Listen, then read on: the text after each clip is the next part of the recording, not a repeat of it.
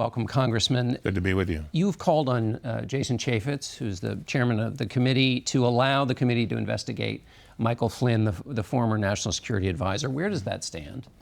He has been very reluctant to look at anything having to do with Russia and their interference with our elections.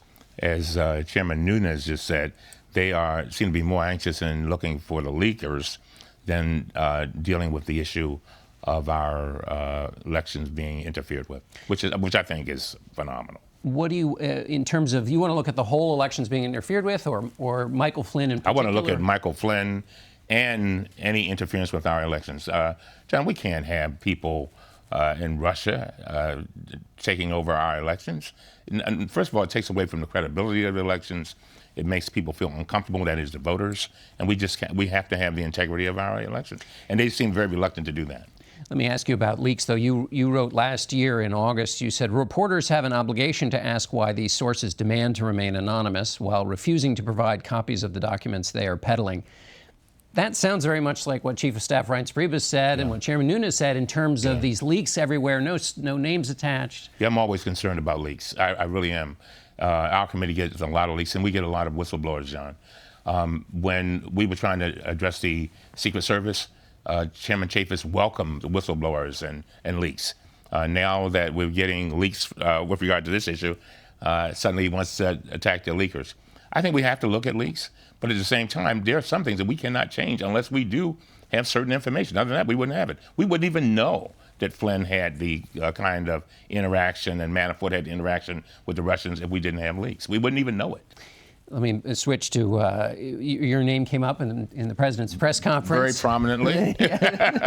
And it was about whether you're going to have a meeting with the president. Are you going to have a meeting? Yeah, oh yeah, I'm looking forward to it. And I think it was just he apparently was not in contact with his staff properly. But we're going to be meeting on prescription drugs.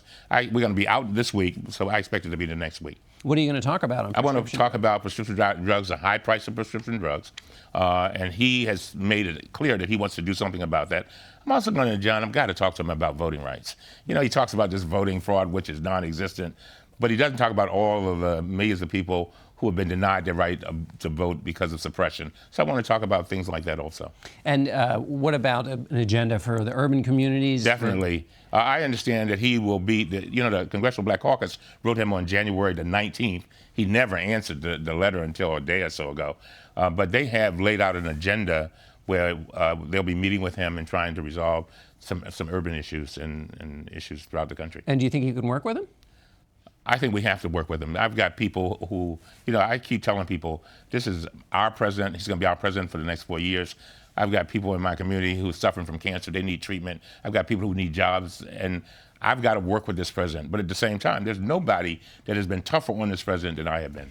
There is a feeling among Democrats that I talk to, lawmakers and the grassroots, that there's a feeling that no Democrat can work with this president because the grassroots will say you're working with the enemy. I mean, the passion against this president is so hard. And Democrats, is it really realistic that Democrats are going to work with this president? It is, John, it is very, very hard. But, John, we're only in these jobs for a short period of time. And I've got to represent the people, the 700,000 people that I represent in that 4 years. I've got kids that got to have schooling. I've got people who need medical care. And I've got to work with them on the things that I can. But, John, where our values clash, we'll have to go toe-to-toe, period. All right, Mr. Cummings, thank you so much for being with us.